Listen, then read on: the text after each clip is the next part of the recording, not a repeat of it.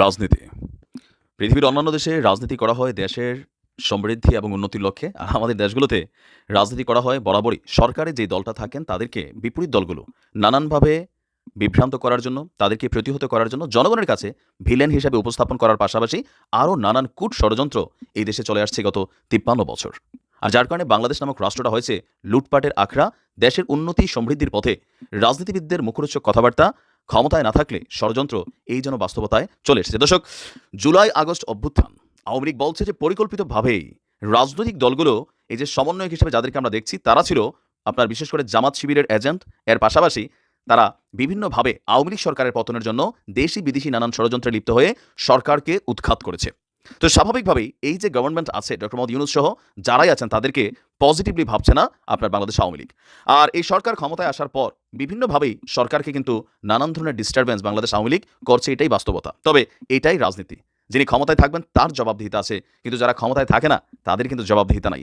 একদিকে উত্তাল বাংলাদেশ গত ৭২ ঘন্টা ধরে একের পর এক বিভিন্ন কলেজের স্টুডেন্টসদের মধ্যে সংঘর্ষ, চিন্ময় কৃষ্ণের অনুসারে নিয়ে চলছে আরেক কাণ্ড, পিনাকি আবার গরু জিয়াফত করাচ্ছেন। এই সকল উদ্ভুত পরিস্থিতির মধ্যে আরেকটা ঘটনা ফাঁকি দিয়ে ঘটানোর চেষ্টা করেছিল আওয়ামী লীগ। আর এ নিয়ে দৈনিক কালবেলা থেকে শুরু করে বেশ কয়েকটা গণমাধ্যমে নিউজটা আসছে। আপনাদের খেয়াল থাকার কথা, গেল ২-৩ দিন আগে, ২-৩ দিন না সরি, গত পরশুদিনই ঢাকাতে বাস ভরে ভরে বিভিন্ন জায়গা থেকে মানুষ পাঠানো হচ্ছিল। সবার কাছে প্রশ্ন আসলো, এই মানুষগুলো কেন আসছে? আর এই ঘটনায় দুজনকে গ্রেপ্তারও করেছে পুলিশ। এরপরে বের হয়ে এসেছে কিছু চাঞ্চল্যকর তথ্য। দৈনিক কালবেলা বলছে ৩,০০০ টাকার বিনিময়ে দেওয়া হয়েছে টোকেন।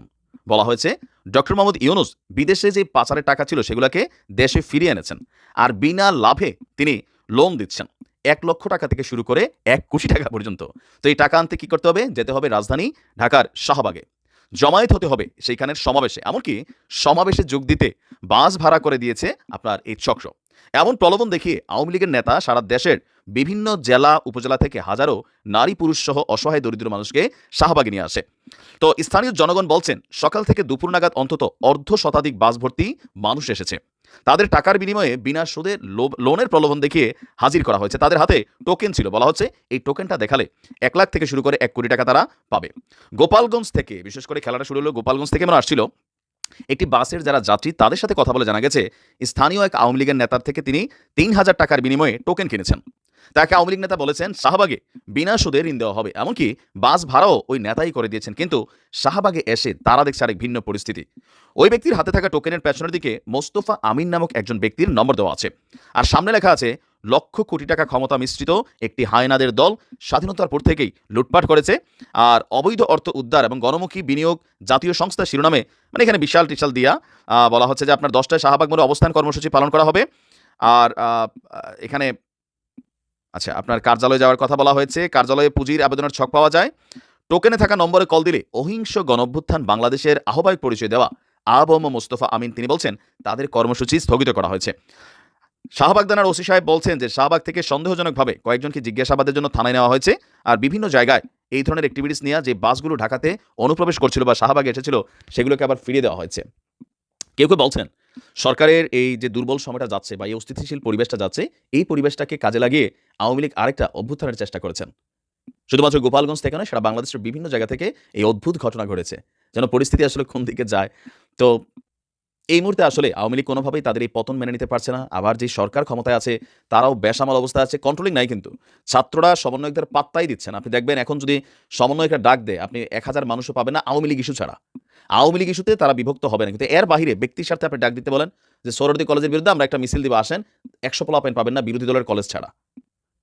তো তারা তাদের জনপ্রিয়তা হারিয়েছে, রাজনৈতিক দল ঘোষণার সিদ্ধান্ত নিয়েছে, সামনে বিভিন্ন অ্যাক্টিভিটিস আসছে, মানুষের মধ্যে ভেদাভেদ হয়ে গেছে।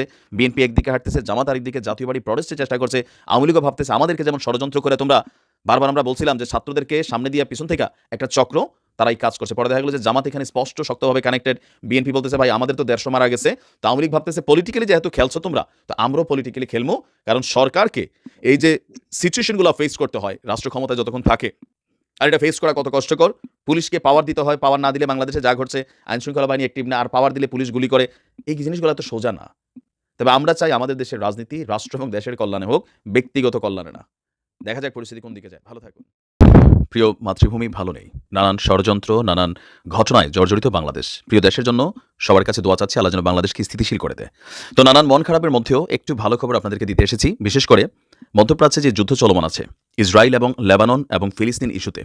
তো আমরা বিশ্বাস করি যে যদি এটা কার্যকর হয় ইনশাল্লাহ এরপরে বিষয়টা ফিলির দিকেও যাবে, কারণ সবচেয়ে বেশি ক্ষতিগ্রস্ত হয়েছে গা ও জেজা। তবে বরাবরই ইসরায়েল বলেন আমেরিকা বলেন শক্তের ভক্ত তারা নরমের জম। এই যখন পরিস্থিতি, সর্বশেষ যে পাঙ্গাটা নিয়েছে সেটা হচ্ছে লেবাননের সাথে। এই যুদ্ধটা শুরু হবার আগে আন্তর্জাতিক গণমাধ্যমগুলো বা যারা ধরেন সামরিক বিশ্লেষক আছেন, থিঙ্ক ট্যাঙ্কগুলো আছে, তারা বারবার বলছিল যে তোমরা লেবাননের সাথে যুদ্ধে জড়াও না, কারণ এই টিমটা ফিলির বীরদের মতো না, তারা অনেকটা শক্তিশালী, ইভেন এতটা শক্তিশালী যে তাদের ভান্ডারে কি আছে সেটা বোঝার সুযোগ নেই। এক যুগ যাবৎ ইসলির বিরুদ্ধে লড়াই করার মতন সক্ষমতা আছে। ইভেন ইসলির যে আকাশ প্রতিরক্ষা সিস্টেম থেকে শুরু করে সকল সিস্টেমকে এরা মাইকা বাপ করতে পারে সেটার প্রমাণ এবং সফলতার স্বাক্ষর তারা রেখেছেন। দিন শেষে নিহুর বিরুদ্ধে আন্তর্জাতিক আদালতে গ্রেপ্তারি পরোয়ানা, দেশে বিদেশে তাকে নিয়ে সমালোচনা, এই যখন পরিস্থিতি, তখন এই পরিস্থিতিকে রিকভার করার জন্যই আমার মনে হয় যে বাঁটে পইড়া একটা সিদ্ধান্ত নিতে যাচ্ছে ইসলি।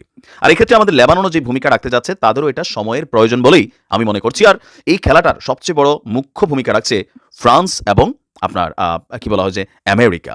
আপনারা জানেন যে ইসলির বিরুদ্ধে ফ্রান্স খুব শক্ত ভূমিকাতে আছে আর ইসলির পক্ষে আমেরিকা আছে। অবশেষে আপনার হিজুদের সাথে ইসলির যুদ্ধবিরতি চূড়ান্ত হতে যাচ্ছে, সম্ভবত এটা আজকে রাত্রেই আপনার এটা হয়ে যেতে পারে। ইসলির যুদ্ধকালীন মন্ত্রিসভা এই যুদ্ধবিরতির চুক্তিতে আপনার গতকালকে ভোট দিয়েছে। এরই মধ্যে নিহু পরিকল্পনাটিকে নীতিগতভাবে অনুমোদন দিয়ে দিয়েছেন। তো এই যুদ্ধবিরতি কতদিনের হবে? আপাতত এই যুদ্ধবিরতি হবে 2 মাসের জন্য। পরে পরিস্থিতি অনুযায়ী এই মেয়াদ আরও বাড়ানো হবে। যদি সব ঠিকঠাক থাকে আজকে মার্কিন প্রেসিডেন্ট জো বাইডেন এবং ফ্রান্সের প্রেসিডেন্ট ইমানুয়েল ম্যাক্রো যুদ্ধবিরতির বিষয়টাকে আন্তর্জাতিক গণমাধ্যমে তারা জানাবেন। মূলত বাইডেন এবং ম্যাক্রোর উদ্যোগ এবং প্রচেষ্টার ফলে এই যুদ্ধবিরতি হচ্ছে বলে ধারণা করা হচ্ছে। তবে আপনার যে কোনো সময়ে যে কোনো ঘটনার সার্বিক পরিস্থিতিকে আবার বিগড়ে দিতে পারে বলেও ধারণা করা হচ্ছে। ওয়াশিংটনে হোয়াইট হাউসের জাতীয় নিরাপত্তা মুখপাত্র জন কির্বি বলছেন, যুদ্ধবিরতি ইস্যুতে আমরা খুবই কাছাকাছি চলে এসেছি, সবকিছু চূড়ান্ত হওয়ার আগে আমরা কিছু বলছি না। আর লেবানিজ কর্মকর্তা তিনিও বলছেন 24 ঘন্টার মধ্যেই যুদ্ধবিরতির ঘোষণা আসবে বলে আশা করা হচ্ছে। তো এ পর্যন্ত কেন এই যুদ্ধবিরতিতে তারা অটোমেটিক কানেক্টেড হয়ে গেল? মোট কথা ক্লিয়ার, কারণ লেবাননের সাথে এই যুদ্ধ ইসলির যে ইন্টারন্যাশনাল একটা ইমেজ ছিল জনগণের কাছে, আমার দেশ অনেক শক্তিশালী, আমাদেরকে কেউ টাচ করতে পারবে না, বা আমরা এটা আমরা সেইটা, এই যে একটা ধরেন আউটলুক ছিল বা ধরেন একটা ধারণা ছিল মানুষের তার দেশের জনগণের, সেটা কিন্তু ভেঙে চুরে চুরমার করে দিচ্ছে ইসলিরা। যে তোমাদের নিরাপত্তা সিস্টেম এখানে কতগুলো ছেদ করা যায় সেটা কিন্তু লেবানন দেখিয়েছে। আর দিন শেষে লেবাননে স্থল অভিযানে ইসলির কিন্তু বড় ধরনের কোনো সফলতা নেই, দক্ষিণ দিক দিয়ে ঢুকতে পারে নাই, শুধু আকাশপথে যাই দেখাচ্ছে। পাল্টা লেবাননও কিন্তু আপনার ইসলির প্রায় অর্ধশতাধিক শহরে যে ঘটনা ঘটিয়েছে সেগুলোতে লেবাননের বিরুদ্ধে ইসলির যে লড়াই করার মানসিক শক্তি সেটা কমে গেছে।